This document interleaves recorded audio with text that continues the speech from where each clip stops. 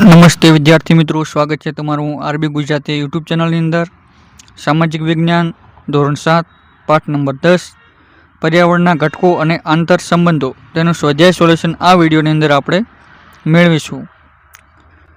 પ્રશ્ન નંબર 1, નીચેના પ્રશ્નોના ઉત્તર એક વાક્યમાં આપો। પ્રશ્ન 1, પર્યાવરણના ઘટકો લખો।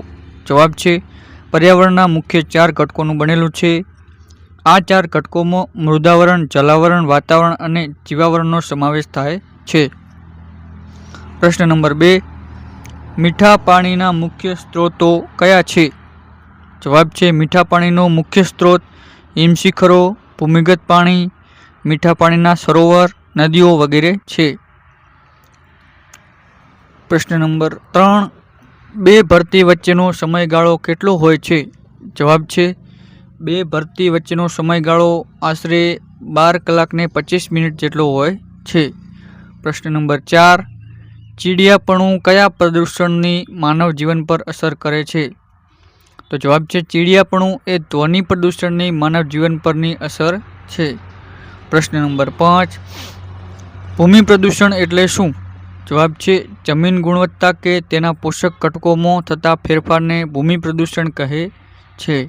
પ્રશ્ન નંબર 2, નીચેના પ્રશ્નોના ઉત્તર આપો। પ્રશ્ન નંબર 1, માનવ નિર્મિત પર્યાવરણ એટલે શું? તો જવાબ છે માનવ નિર્મિત પર્યાવરણને માનવતા બુદ્ધિ કૌશલ્યોથી બનેલું પર્યાવરણ છે। માનવ પોતાની જરૂરિયાત મુજબ તેમાં પરિવર્તન કરે છે। માનવ પોતાની જરૂરિયાત વધવા પર્યાવરણનો ઉપયોગ અને તેમાં પરિવર્તનની રીતો અપનાવતો ગયો। ખેતી, પશુપાલન, ચક્રની શોધ, આંતરિક ઔદ્યોગિક ક્રાંતિના કારણે ઉત્પાદનમાં વધારો થયો। આ માનવ નિર્મિત પર્યાવરણને સાંસ્કૃતિક પર્યાવરણ કહે છે। પ્રશ્ન નંબર 2, જમીન પ્રદૂષણ અટકાવવાના ઉપાયો લખો। જવાબ છે જમીન પ્રદૂષણ અટકાવવાના ઉપાયો તો જંતુનાશક દવાઓ, રાસાયણિક ખાતરના બદલે જૈવિક અને દેશી ખાતર, લીલો પડવાશનો ઉપયોગ કરવો જોઈએ। જંતુનાશક દવાઓનો મર્યાદિત ઉપયોગ કરવો જોઈએ। ઘન કચરાનું વર્ગીકરણ અને તેને પુનઃ ઉપયોગમાં લાવવો જોઈએ। પ્લાસ્ટિક ઘન કચરાનું રિસાયક્લિંગ કરીને પુનઃ ઉપયોગમાં કરવો જોઈએ। ખેતીમાં ટપક અને ફુવારા સિંચાઈ પદ્ધતિનો ઉપયોગ પણ કરવો જોઈએ। પ્રશ્ન નંબર 3, હવા પ્રદૂષણ અટકાવવાના કયા પગલાં લેવા જોઈએ? તો જવાબ છે હવા પ્રદૂષણ અટકાવવાના ઉપાયો। હવા પ્રદૂષણ રોકવા માટે સરકારે કાયદા બનાવી ચુસ્તપણે અમલ કરાવવો જોઈએ। ધુમાડો અને ઝેરી ગેસ ફિલ્ટર થાય તેવા સાધનો વિકસાવવા જોઈએ નહીં। કોલસા, પેટ્રોલ, ડીઝલ વગેરેનો જરૂર પૂરતો જ ઉપયોગ કરવો જોઈએ। પ્રદૂષણ મુક્ત એવા સીએનજી, પીએનજી, સૌર ઉર્જા વગેરેનો ઉપયોગ કરી તેને પ્રોત્સાહિત કરવા જોઈએ। જાહેર પરિવહનમાં મુસાફરી લોક જાગૃતિ ફેલાવવી જોઈએ। વાહનો માટે પીયુસીનો કડક અમલ કરાવવો જોઈએ।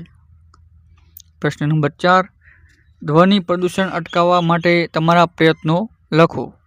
તો ધ્વનિ પ્રદૂષણ અટકાવવાના ઉપાયો: સિનેમાઘર, જાહેર સભાગૃહોમાં ધ્વનિ શોષક યંત્રો અને પડદા લગાવવા જોઈએ।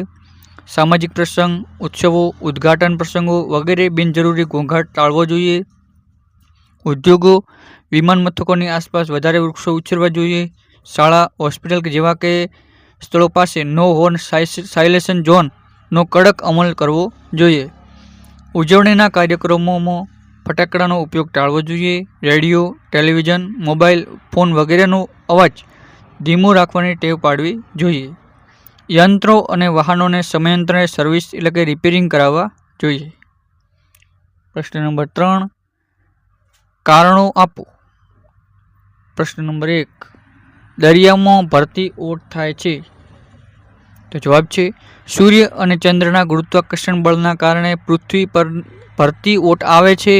સૂર્ય ચંદ્ર કરતાં દ્રવ્યમાનમાં ઘણો મોટો છે, પરંતુ ચંદ્રની સરખામણીમાં પૃથ્વીથી દૂર આવેલો છે। તેથી પૃથ્વી પરનું ચંદ્રનું ગુરુત્વાકર્ષણ બળ બધું છે।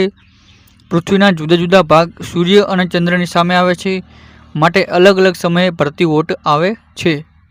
પ્રશ્ન નંબર 2, અમાસ અને પૂનમના દિવસે દરિયામાં મોટી ભરતી આવે છે? જવાબ છે અમાસ અને પૂનમના દિવસે સૂર્ય, પૃથ્વી અને ચંદ્ર લગભગ એક સીધી રેખામાં આવે છે। તે સ્થિતિના પ્રભાવથી મોટી ભરતી આવે છે। જ્યારે સુદ અને વદની મધ્યમાં દિવસોમાં ગુરુત્વાકર્ષણ ઘટતા ભરતી નીચે આવે છે। પ્રશ્ન નંબર 4, યોગ્ય શબ્દ વડે ખાલી જગ્યા પૂરો। પ્રશ્ન 1, વાતાવરણ સૂર્યના પારજાંબલી કિરણોનું શોષણ કરી સજીવ સૃષ્ટિનું સંરક્ષણ કરે છે, તો જવાબ આવશે પારજાંબલી। બીજી ખાલી જગ્યાની અંદર આવશે ઘોંઘાટ, તો જવાબ છે ધ્વનિ પ્રદૂષણને ઘોંઘાટ કહે છે। ત્રીજું છે સમુદ્રનું પાણી કિનારા તરફથી ખસી આવે છે તેને ભરતી કહે છે, જવાબ આવશે ભરતી। મળીશું વિદ્યાર્થી મિત્રો નવા વિડીયોની અંદર, ત્યાં સુધી જય હિન્દ, જય ભારત।